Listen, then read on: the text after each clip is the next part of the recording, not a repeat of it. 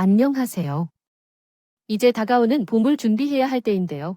저는 원래 계획대로라면 올해 4월에 신부가 될 예정이었습니다. 지금은 당연히 결혼 계획은 어그러진 상태고요. 간단히 이유만 말씀드리자면 예비 씨가 식구들이 쌍으로 도둑놈 신보의 거지근성을 가지고 있는 것을 보고 정떨어져 파혼했습니다. 아직 마음을 추스르지 못했지만 하도 어이가 없어서 이 감정이 사그라들기 전에 사연을 정리해 보내봅니다. 요즘은 시어머니들이 정기도 하고 사고방식도 많이 바뀌어서 며느리와 다정하게 지내는 경우도 많다고 하잖아요. 저도 막연하게나마 나중에 결혼하면 시댁 식구들과 잘 지내고픈 마음이 있습니다. 당연히 있었습니다. 어머니와 백화점도 가보고 카페도 가고 찜질방도 가는 모녀처럼 친한 사이가 되리라고 말도 안 되는 상상을 했어요.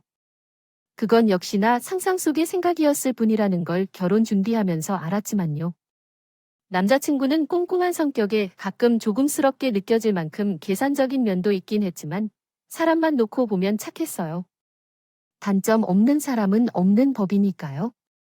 물론 저도 성격에 단점이 있고 남자친구도 결혼적 병기 나이고 만나기 전부터 이야기 후 진지하게 결혼 전제하에 만남을 시작했어요. 연애할 때는 둘이 마음이 잘 맞는다고 느꼈고 같이 놀러 다니거나 먹으러 다니는 것이 너무 재밌어서요. 결혼을 급하게 할 생각은 없었는데요.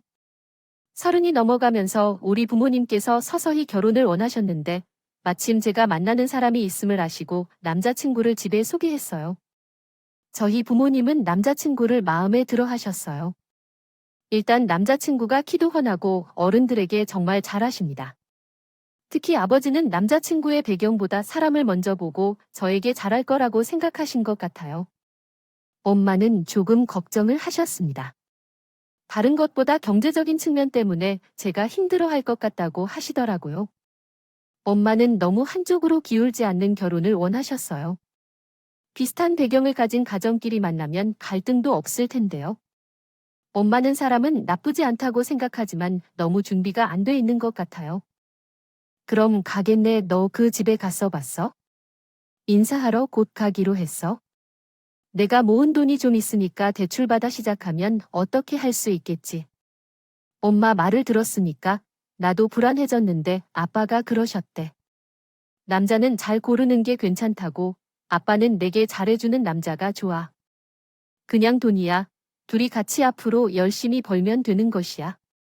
결혼할 생각만 확실히 있다면 둘 다 모자란 듯해서 시작해도 문제 없어. 아이쿠, 당신은 그렇게 평온한 말을 하지 마세요. 시작이 얼마나 중요한데 우리는 다르다고. 우리 때는 어려웠으니까 그런가 봐. 왜 내 딸을 힘들게 시작하게 하는 거야? 엄마, 아빠가요. 서로 투닥거리면서도 제 눈치를 살피셨습니다. 가장 중요한 건 제 마음이니까요.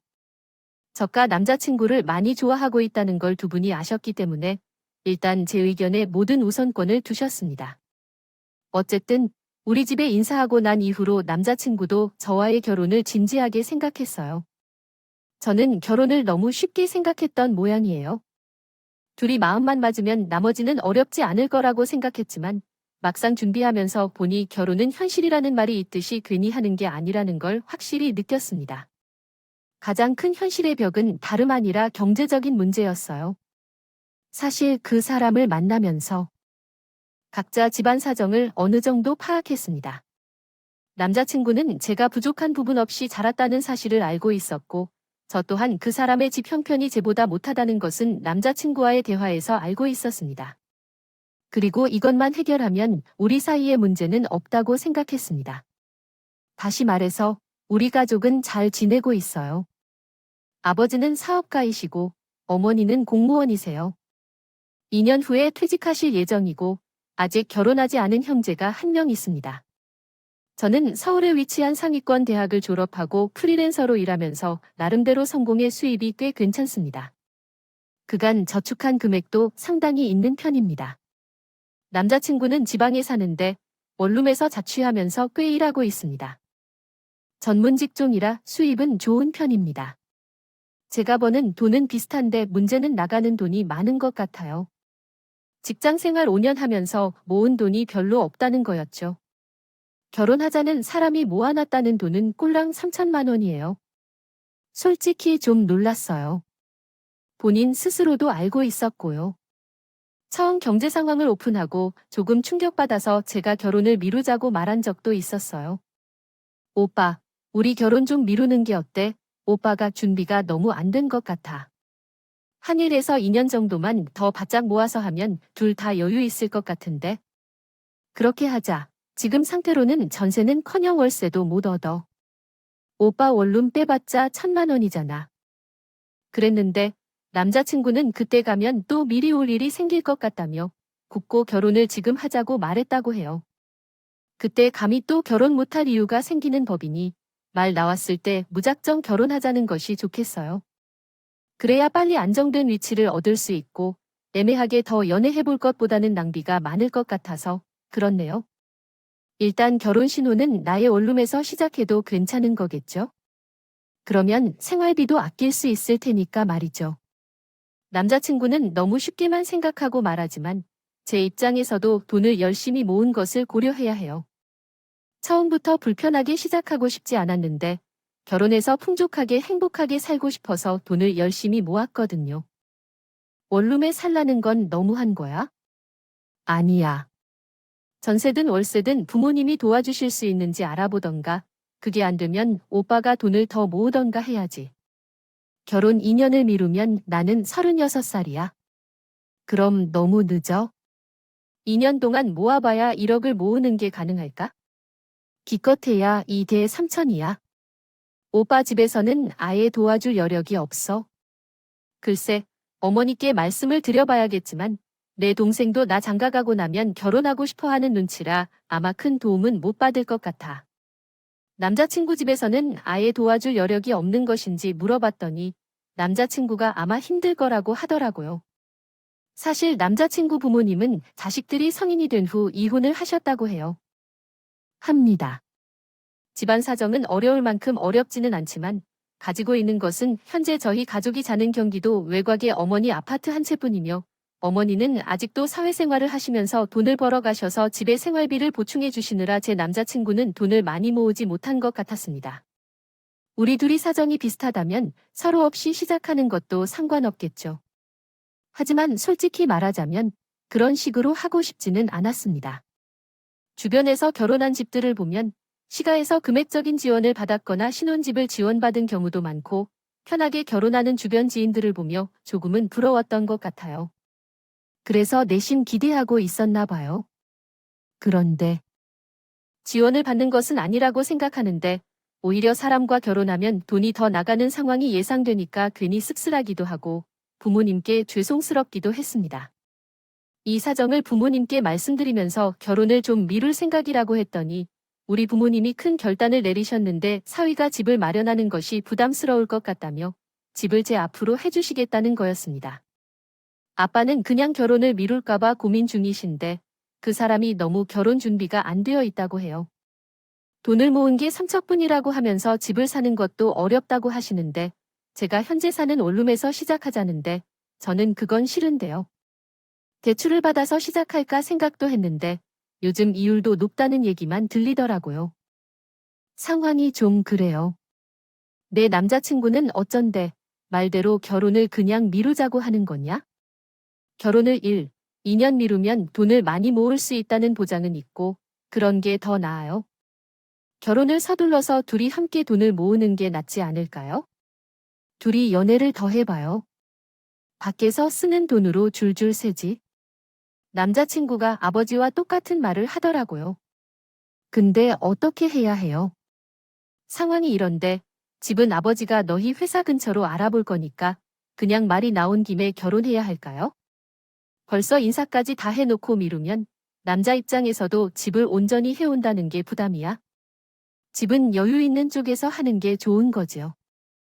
너희 오빠와 나 결혼하면 한 채씩 줄 거라는 아빠의 생각에 대해 이야기해. 아빠가 바로 알아봐 줄 테니까 도콤이 말해. 아빠가 집을 준다는 말과 결혼을 미뤄선 안 된다는 조언을 해주셨어. 그리고 GTX 라인에 위치한 인기 동네 아파트를 찾아보러 엄마와 함께 여러 곳을 둘러보았어. 지금 부모님이 계신 아파트가 있긴 한데 거기는 이미 구축돼 있고 세입자가 있어서 결혼 일정에 맞추기 힘들 것 같아서 정말 큰 결정을 도와주셨어. 현재 부동산 시장이 혼란스러운 상황에서 이기적으로 볼 수도 있겠지만 우리 부모님들은 여전히 부동산 문제를 위로함으로써 저희의 결혼을 돕고 있어. 강남에는 건물을 제외하고 아파트만 여러 채가 있는데 또한 서울과 경기도에는 집 건물만으로도 충분히 많습니다. 저희는 딸이 하나뿐인데 시집을 가게 되면 집을 찾아주시겠다는데 솔직히 아무리 돈이 많으시더라도 간단한 결정이 아닌 것 같습니다. 제가 부족함 없이 자랐지만 결혼할 때는 최대한 제 힘으로 해보고 싶었는데 역시 부모님의 지원이 결정적으로 필요하다고 생각해요. 당연히 부모님께는 감사할 따름이고 남자친구 집에 공식적으로 인사를 드리고 난 후 결혼 준비를 구체적으로 진행하게 되면 상견례 전에 남자친구에게도 말하는 생각이었습니다. 그리고 공식적으로 예비시댁에 인사를 하러 가는데 이때 남자친구 엄마와 함께한 지 2년 만에요. 시누이 되는 사람을 처음 만났습니다. 사실 제 성격은 살짝 소심하거나 외향적인 편은 아니라서 혹시 예비 시어머니가 나를 좋게 보지 못할까봐 미리 말해 두었어요. 나 어른들과 대화하는 걸 어려워하는 거 알아요? 살짝 소심하게 대화할 자신도 없고 애교 많은 며느리가 되기는 어려워서 오빠가 옆에서 나를 도와줘야 한다고 했어요. 그래서 남자친구는 우리 엄마가 다정하신 분이니까 걱정하지 말라고 했어요. 내가 너희 부모님께 인사드릴 때처럼 편하게 생각해봐. 내게도 분명 따뜻하게 대해줄 거라고 말했답니다. 하지만 남자친구의 말과는 달리 예비 시모는 저에게 살갑거나 다정한 스타일이 아니셨습니다. 물론 저를 함부로 대하시거나 싫은 티를 내신 것은 아니었습니다. 다만 제가 느끼기에 마음속에서 진정으로 우러나오는 친절함이 아니었다 할까요? 그냥 자식들에게만 자상하고 다정한 스타일이신 것 같았어요. 그렇게 느꼈던 이유는 몇 가지가 있는데 한 가지만 얘기해보자면 일단 제가 불편한 자리이니 인사하러 온 며느리님감을 챙겨주시는 것이 정상일 텐데 예비 시모는 저녁을 먹으면서 마시는 반찬은 전부 아들을 부르며 밀어넣고는 아들에게만 많이 먹으라고 하시더라고요.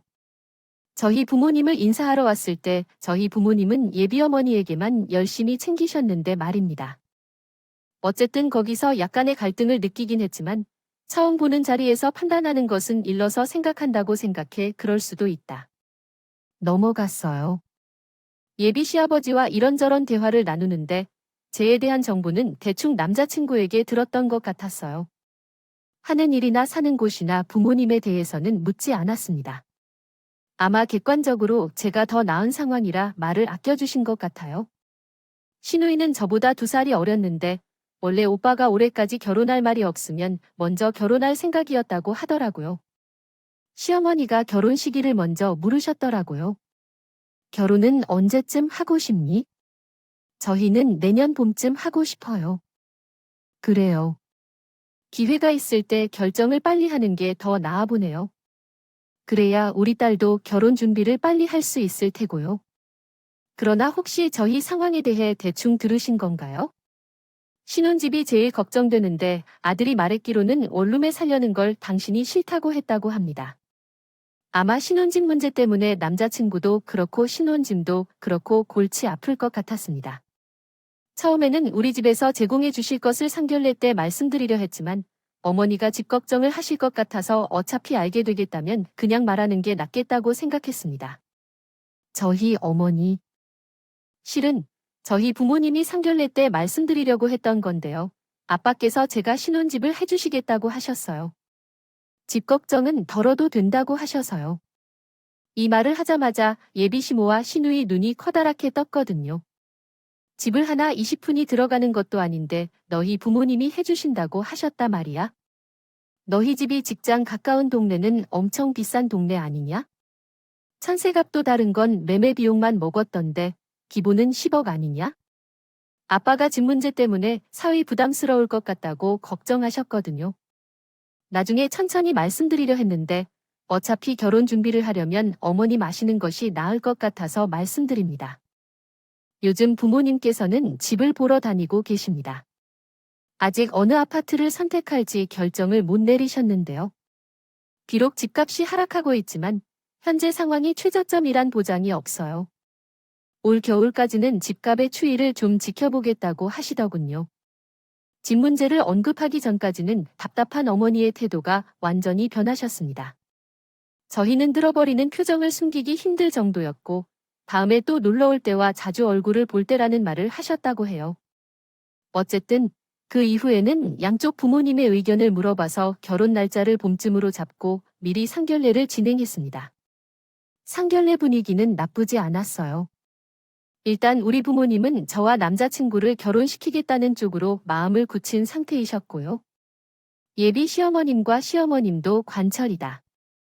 저희 쪽에서는 아무래도 부담을 더 하는 상황을 아실 것 같아서 저희 집에 고맙다는 말씀을 많이 하셨습니다. 이런저런 결혼에 대한 논의를 하다가 예비 시모가 먼저 말씀하셨어요. 시연이 통해 들었는데 집 문제를 해결해 주겠다고 하셔서 얼마나 감사한지 모릅니다. 안 그래도 집 문제 생각하면 어찌해야 하나. 자녀들한테 미안하다는 말씀입니다. 집까지 걱정하면서 시작하면 자녀들이 금방 차릴 수 있지 않겠습니까? 그 비싼 아파트를 대출도 없이 해주신다는데 저는 보태는 게 없어서 그저 고맙다는 말씀 밖에 드리지 못하겠네요. 그래도 예비 시모가 있지 않고 감사 인사를 해주시는 걸 보고 저희 부모님은 그것만 뒤따라 하셔도록 하겠다고요. 생각하시는 것 같았어요. 아빠는 시모에게 천사를 치며 말씀하셨어요. 아이고, 아닙니다. 집이야 여유 있는 쪽에서 하는 거죠. 요즘 세상이 어떤지 궁금한데 제 딸이 조금이라도 편하게 살았으면 하는 마음이라서요. 둘이 잘 살기만 하면 부모로서 바랄 일이 없죠. 그나저나 김서방 같이 든든한 아들이 우리 식구를 주시니 저희도 감사할 따름이네요. 양가 어른들이 주거니 받거니 하면서 양쪽 자식에 대해 공치사도 하고 구체적인 결혼 준비 논의도 진행했습니다. 최대한 허례허식을 생략하기로 하여 예단은 안 드리기로 했고 저도 잘 안 하고 있어요. 다다음 예물은 모두 생략하기로 했습니다. 이야기를 마무리했습니다. 여러분의 남자친구가 모은 돈으로는 신혼집 조성, 결혼 여행, 반지, 결혼식장 비용 등등에 들어갈 게 많다는 것을 알게 되었어요. 우리 아버지가 사업을 하시기 때문에 이전에 받은 축의금도 거둘 것이 많다고 말하셨고 많은 손님이 오실 것 같다고 하시면서 결혼식을 호텔에서 하되 양가식비도 다 부담하겠다고 하셨어요. 우리로서는 이 일에 대해 너무나 감사합니다. 그것만 받아도 너무 감사할 만한 일이지만 어머니가 저에게 비상금 1,000만 원을 주시면서 간소히 하겠지만 앞으로 나중에 정할 때 돈이 필요할 때 사용하라고 하셨어요. 아끼지 말고 해? 돈 때문에 못한 게 있으면 결혼해서 엄청 서운하다는 것을 엄마가 겪어봐서 하는 말이에요. 대신 이건 김서방한테는 비밀로 하고 내가 잘 가지고 있다가 쓰세요. 제가 엄마 말대로 비상금 얘기는 남자친구에게 하지 않고 결혼식장 비용과 식대를 우리 쪽에 부담하기로 했다고 말했습니다. 당연히 남자친구 어머니도 감사하게 생각하신다며 저희 부모님께 전화도 드렸어요. 큰 문제는 거의 해결한 셈이라 이제 자잘한 준비만 하면 되겠다 싶었습니다. 모든 게 순조롭게 진행되고 있는 것 같았고요. 그런데 생각지도 못한 엉뚱한 문제가 생기더라고요. 상견례한 후에 예비 시어머니가 연락하셔서요. 회사 근처에서 같이 저녁을 먹자고 연락을 주셨는데 좀 갑작스럽기도 하고 혼자 예비 시모를 만나는 것이 좀 어색하고 어려웠지만 일단 만나기로 했습니다. 그런데 예비 시모가 저와 밥을 먹자는 이유가 있었더라고요. 결혼 준비가 잘 진행되고 있는지, 저희 부모님은 잘 계시는지 등 영혼 없는 질문 몇 개를 하신 뒤 곧 본론에 들어가셨습니다. 친정아빠가 결혼식의 비용을 전액 지원해주겠다는 걸 들었습니다. 이 일에 감사한 마음이 들지만 사실 우리 입장에서는 하객이 많이 찾아오지 않을 것이라 거의 아들의 회사 손님들 뿐일 것으로 예상돼서 식사까지 부담해 주시는 것은 정말로 감사하게 생각합니다. 전하려던 내용은 다음과 같습니다. 그러나 내가 생각해 봤을 때도 호텔에서 하는 예식은 너무 호화스럽기만 하고 허세 같아서 거기서 소비되는 돈이 정확히 얼마나 되는지 음달하다. 그렇게 돈을 소비할 거라면 차라리 일반 예식장에서 우리의 원하는 대로 간단하게 하고 남는 돈으로 현금 결혼 선물을 10,000원 드리라고 생각해. 나는 오늘 그 이야기를 해보려고 널 불렀어. 하지만 진짜로 당황스러웠고 기분이 나빴어. 사실 우리의 친척들 손님이 많이 올 것을 예상했는데 우리 집에서는 우리 형이 재치 있고 즐겁게 해주는 개운한 분위기가 있는데 호텔에서 예식을 하고 싶어하는 내 아버지 역시 그 점을 원하시는 거겠지만 어찌됐든 정신을 차릴 필요가 있어요. 어머니가 하신 말에 대답을 바로 하지 않고 좀 불쾌한 태도를 보였어요. 어머니, 이 자리에서는 바로 대답을 드리기 어려울 것 같아요. 제 오빠가 좋은 의도로 해주신다는 것인데 일반적인 예식으로 하고 남은 돈은 시댁에 들여주신다고 어떻게 말해야 할지 모르겠어요. 그리고 예단은 상견례 때 하지 않는 것으로 이미 정해진 것 아닌가요? 그러자 어머니가 이렇게 말씀하셨어요. 너희 부모님이 애를 많이 쓰셨다는 것을 다 알고 있어. 그래도 너를 위해 할 수 있는 건 하겠다는 건 여유가 되시면 하는 말이겠지. 사실 내 입장에서도 아들을 참가시킬 때는 예단비를 받아서 쌍지 돈으로 갖고 있는 것이 더 좋을 것 같아요. 부모님께 제대로 말씀드려서 현금 예단을 하겠음을 말씀드리세요. 내가 말한 것처럼 말하지 말고 이러한 식으로 얘기해 보세요. 저는 당황하여 말도 못하고 어찌어찌 그 자리를 떠나 집에 왔습니다. 집에 와서 생각해보니 여러 감정이 교차하더라고요. 집도 내가 결혼식과 양가식 때도 내가 자잘한 결혼 비용도 거의 내가 알 거예요. 남자친구는 자신의 돈으로 혼주를 준비하는데 나는 너무 억울하다 느꼈습니다. 나중에 아이를 낳고 친정에서 산후조리비를 줄 거라 해도 100%그 돈을 자기에게 주고 자기에게 쓸 것 같다는 생각까지 들었어요. 사실 편하게 넘기려면 엄마가 주신 비상금으로 들여버리는 방법도 있었지만 그건 안 된다고 생각했습니다. 부모님께는 바로 말씀은 안 드렸지만 남자친구와 통화해보니 자기 어머니가 저를 만나 이런 말을 했는지조차 모르고 있는 듯했습니다. 예비시모가 벌써 저를 무시하고 돈줄로 보고 있나 싶은 생각이 들어 기분이 나빴고 일단 재산에서 해결해보자고 생각했습니다. 그래서 예비시모가 제게 한 요구를 남자친구에게 말했어요. 어머니가 제게 예단비 요구했다는 말을 듣고 난 후 처음에는 남자친구도 미안해 하더라고요. 하지만 남자친구가 그것으로 끝낼 일이 아니라 예비시모의 요구를 어떻게 하고 싶었는지 저는 제 생각을 말했습니다. 사실 그때 화가 좀 많이 났어요. 나이는 상태여서 저도 말이 곱게 나가지만은 않았습니다. 솔직히 내 입장에서 어머니가 하신 말이 너무 무례하게 들려. 어머니는 왜 호텔 예식 비용을 아낀 다음 남는 돈을 예단비로 쓰라고 요구하는 거야? 그건 이미 안 할 거라고 얘기한 걸로 끝난 거 아니야? 우리 아빠 돈은 뭔가 하늘에서 뚝 떨어지는 줄 아냐고. 딸이 시집가고 아빠 본인도 읽어놓으신 것도 있으니 호텔 예식을 다 부담하게 하려고 하는 거잖아. 내가 집도 하는데 예단비까지 요구하는 건 진짜 너무한 거야. 오빠가 이 문제를 해결하지 않으면 나는 결혼 못해 어머니에게 말할 거야. 결혼 안 하겠다는 강수를 내렸지만 지금 딱 잘라야지. 안 그러면 친정을 호구로 인식하게 될 거야. 보겠다 싶었습니다. 그런데 남자친구가 이렇다고 해요. 내 말 충분히 이해가 되는데 어차피 쓰려고 생각했던 비용 아껴서 1,000만 원 뺀다는 게 그렇게 어려운 일이야? 우리 엄마가 너한테 너무 하신 건 맞아서 내가 정말 미안해. 근데 엄마 입장에서는 아들을 장가 보내면서 아무것도 없는 게 서운하실 거라서 그런다는 거야?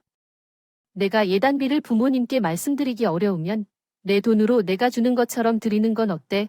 남자친구는 자기가 가지고 있는 돈을 예비시모에게 드리자는 말을 하더래요. 꼴랑 3,000원 있는데 그럼 오빠는 결혼 비용으로 딱 2,000원 쓰겠다는 거네. 오빠 정말 장가를 잘 간다.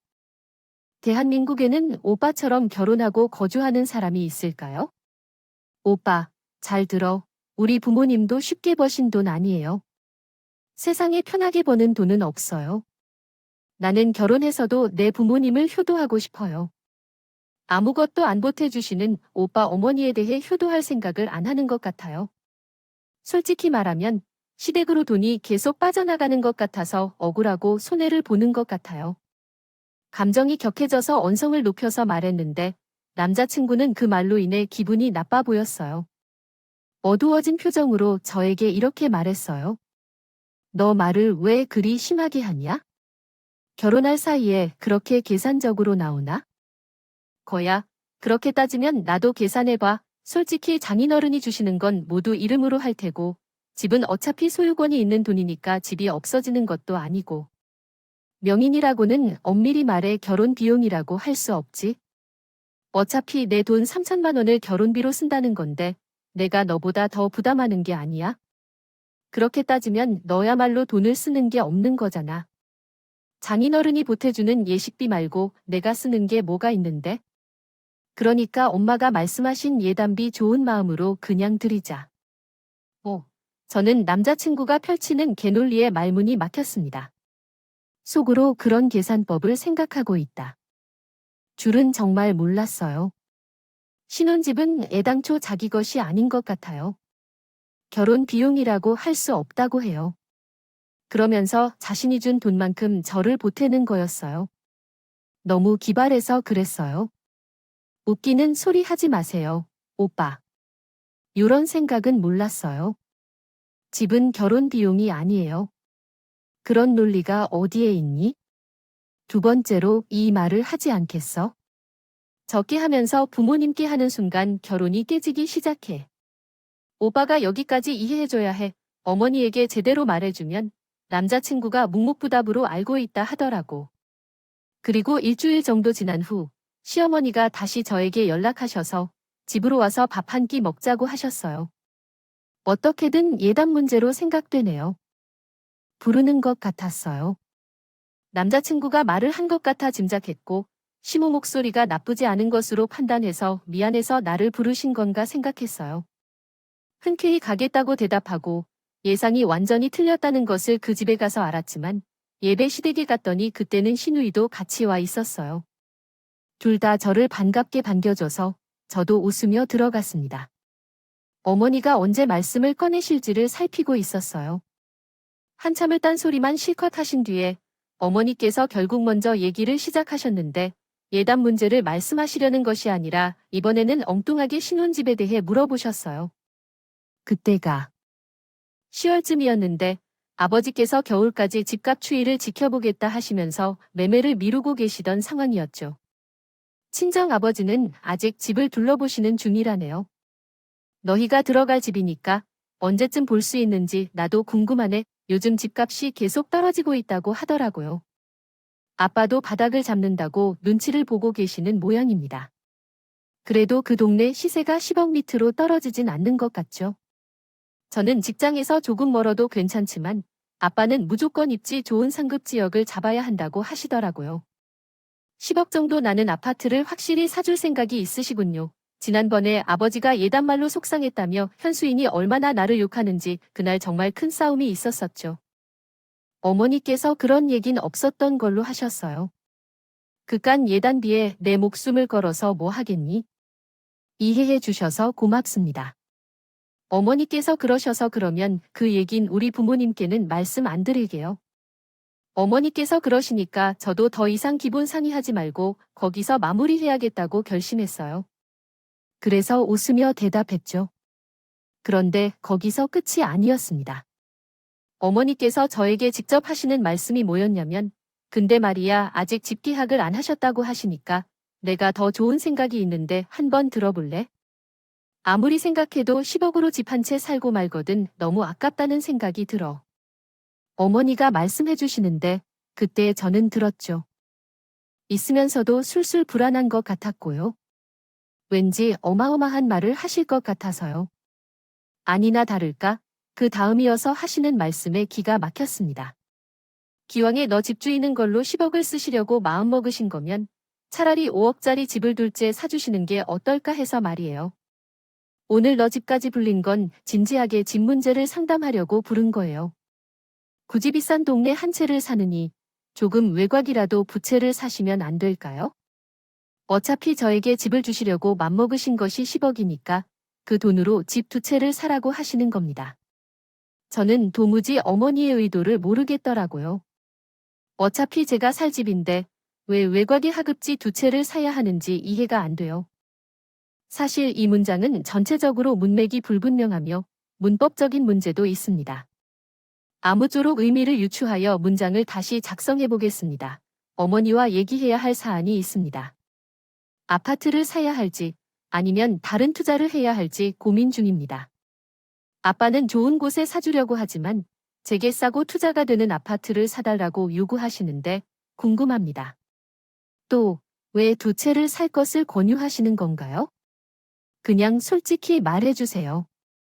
신우이가 들어서며 끈질기게 말하더군요. 이 집 식구들이 나를 향해 무슨 생각을 하는지 궁금해졌습니다. 신우이가 퇴근하고 나니 여러 생각이 머릿속을 맴돌았습니다. 시어머니께서 그렇게 말씀하셨다고요? 의도는 그거였습니다. 기왕이라면 저희 아버지가 10억을 써주시려는 거니까 그 돈으로 한 집은 둘째 사서 다른 한 집은 신우를 살게끔 하는 게 좋을 거라는 거였죠. 시모의 의도를 파악하니 정말 그 집 식구들이 다시 보이더라고요. 뭐, 그런 도둑놈 신부들이 다 있답니까? 너무 놀랐어서 대답조차 생각이 나지 않아 시모의 얼굴만 쳐다보고 있었습니다. 그러자 시모가 다시 이렇게 말씀하시더라고요. 어차피 10억 집을 사주시려는 거니까 결국 돈을 쓰면서 두 집이 행복해진다면 얼마나 현명한 결정인지 한번 생각해보라는 말씀이야. 웃음 이렇게 말하시면서 해맑게 웃으시더라고요. 제 눈에는 시모 모습이 딱 광년처럼 보였습니다. 몰랐는데 유주 엄마 미친년이구나 하고 깨달아졌어요. 어머니, 왜 똑같나요? 우리 아빠랑. 돈으로 웃으세요. 아니, 어머니는 우리 아빠 돈으로 집 두 채를 사서 아들과 딸을 한 방에 결혼시키는 거였어요. 그것도 돈 한 푼 안 들이고요. 저는 왜 그래야 하는데요? 제 입장에서는 불편할 거라는 생각은 안 하셨나 봐요. 죄송한데 방금 그 말씀은 듣지 못한 걸로 할게요. 제가 정색하고 대답했더니 어머니와 시누이도 표정이 전과는 완전히 달라졌다고 해요. 그걸 보고 소름이 돋았습니다. 그러더니 하는 말이 있다. 있는 집 자식이 더 지독하다는 말이 맞는구나. 너 돈 좀 있다고 가족들 사람한테 위아래도 없이 유세 부리는 건 아니다. 너희 부모가 그렇게 가르쳤니? 어른이 얘기를 하면 적어도 한 번 생각해 보겠습니다. 이렇게 대답이라도 해야지. 방칼에 싫다고 거절을 해 이러시길래 저도 그때부터 너무 화가 나서 눈에 뵈는 거 없이 막 나갔습니다. 저희 친정이 무슨 호구예요? 돈 많다고 쉽게 번 줄 아시나요? 우리 부모님도 평생 힘들게 읽으신 재산이에요. 남의 돈이라고 우습게 보지 마세요. 아빠가 좀 안쓰러워서 집 살 주시겠다는 건데 그 돈으로 두 채 사서 하나는 신을 주겠다는 말을 제가 할 수 있을 거라 생각하신 거예요. 기가 막혀서 좋아요. 그럼 제가 둘째 살 테니까 월세를 받을게요. 한 달에 1,000만 원씩 내시던가요? 아가씨 결혼하면 저한테 월세 1,000만 원씩 준다고 각서를 쓰세요. 그럼 둘째 살게요. 제가 그랬더니 어머니랑 시누이가 어이없다는 표정으로 이러는 겁니다. 어머 어머, 얘 말하는 것 봐. 그런 날 강도 같은 말이 어디에, 니 신고, 시누이한테 월세 1,000만 원을 받겠다는 사람이 세상 천재 어디 있어? 그 집을 우리 딸 명의로 해줄 것도 아니면서, 그럼 아가씨는 제가 산 집에 공짜로 살겠다는 거예요. 그건 말도 안 되는 거야? 은행에서 5억을 빌리면 한 달에 얼마씩 이자가 나올까요? 제가 날강도가 아니고 어머니와 아가씨가 날강도 신번하다. 1,000만 원을 냈더니 강도당하는 심정일 것 같아요. 그러니 앉아서 5억짜리 집을 뜯는 것은 제 마음이에요. 이해하실 수 있으실 겁니다. 더는 말씀드릴 것이 없고 저는 오빠와 결혼하겠습니다. 부모님께 말씀해서 결혼을 취소할 거라는 걸 아셔야 합니다. 친정 아버지가 마음씀 좋게 집을 사주시겠다고 하는데 지들 마음대로 한다는 게 도리에 맞지 않아요. 자식에게 집을 사주시려는 큰 마음이지만 그 돈을 마음대로 쓰는 게 머리를 굴리며 그러한 요구를 하는 것이 상식적으로 도저히 이해가 안 되었습니다. 결혼을 물리겠다고 소리치며 자리를 박차고 일어났습니다. 그러자 시누이와 시모가 당황하셨어요. 어머, 너 결혼 얘기를 한 번 했을 뿐인데 왜 파혼을 입에 올리고 장난을 치는 줄 아무런 이유도 모르겠어. 어머니야말로 결혼을 너무 쉽게 생각하셨던 거 아닌가요? 저는 바보가 아닙니다. 결혼만 하면 우리 집 재산이 다 내 것이 될 것 같아서 결혼을 못하겠습니다. 파혼하겠습니다. 아들이 평생 장갑을 보지 않을 것 같아요. 다음에 며느리가 올 때는 그런 태도는 보이지 말아주세요. 아시겠죠? 그러자 신우이가 그 말에 자존심이 상했나 봐요. 저한테 눈 똑바로 뜨고 따지더라고요. 언니, 무슨 말을 그렇게 기분 나쁘게 해요? 아니면 아닌 거지. 우리가 뭐 거지예요? 결혼하든 말든 알아서 하세요. 저는 상관없네요. 그 말에 더 기가 막히더라고요. 되든 안 되든 저한테 그냥 한번 던져본 말인 거네요. 그게 더 기분 나빠요. 나를 얼마나 우습게 봤으면 그래요. 본인은 자식한테 돈 한 푼 안 쓰려고 하면서 저한테 바라시는 거 도둑놈 심보가 아니면 뭐겠어요. 다시는 이 집을 발들일 일이 없을 거니까 저한테 연락하지 마세요. 저는 마지막으로 파혼하겠다고 시원하게 내주려던 그 집을 나오려고 했어요. 일어서서 나가는데 신호는 붙잡지 않았지만 시모는 얼굴이 당황하여 가렸고 아마 아들 생각 때문일 거예요. 이런 모습을 보니 남자친구에 대한 좋은 감정이 완전히 사라졌어요. 파혼 각이 분명했습니다. 시모나 신우이나 쌍으로 염치 없고 거지 근성이 있다는 것은 몰랐어요. 만일 그 집에 시집 갔다면 제 집도 아들 명의로 바꾸라는 소리를 할 것 같았습니다. 남자친구에게 바로 연락해서 현재 상황을 전했고 결혼을 무르겠다고 했습니다. 지금 걸려있는 돈과 계약금은 각자 손해를 본 것으로 간주하고 끝내기로 했어요. 당연히 파혼이라는 말을 듣고 저한테 싹싹 빌고 사정했죠. 눈앞에서 탄탄하던 앞날이 날아가는데 당연히 아쉽지 않겠어요. 오빠가 엄마랑 영영 끊고 살 수 있을 것 같다고 우리 부모님께 오늘 전부 말씀드릴 거고 결혼 없이도 될 거라고 말씀드렸습니다. 그렇게 아시는 대로 알아서 저는 그날로 부모님께 파혼하겠다고 말씀드렸고요. 화내실 줄 알았던 부모님은 오히려 담담한 반응이셔서 더 놀랐습니다. 우리 딸이 그럴 만한 이유가 있을 거라며 깨끗하게 없었던 일로 하겠다고 하셨어요. 결혼도 쉽지 않고 바로불은 더 어려운 법이야. 그 어려운 건 내가 판단해서 하기로 한 거니까 다시 번복하는 일은 없어야 할 거다. 내가 결정한 거니 아빠는 너를 믿고 오늘부로는 김서방을 사위로 생각하지 않을 거다. 한 번의 파혼 통보를 받아들이기에는 쉽지 않았는지 남자친구는 그 후 몇 차례 우리 집을 찾아왔습니다. 그때마다 문전박대를 당했지만 아빠가 차근차근 결혼이 안 되는 이유를 설명한 날은 본인도 어떻게 했는지 수긍하며 돌아갔고요. 그 이후 몇 번 연락하며 돈 문제를 정리했고 그 사람과는 완전히 헤어졌습니다. 지금은 화환 사연을 이렇게 보내고 있네요. 그나마 손해보는 것 없이 말 다 하고 파혼해서 억울한 것은 많이 없어요. 그저 시간만 아까울 뿐이죠. 몇 달 전까지는 정말 분노에 짜증스러움이 누르쳐서 누구를 만나는 것도 싫었는데 생각보다요.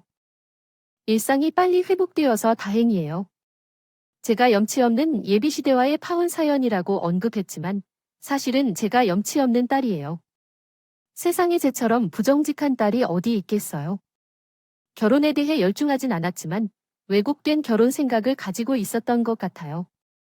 이젠 정신이 번쩍 들었어요. 그래도 이혼보다는 파혼이 낫겠네요.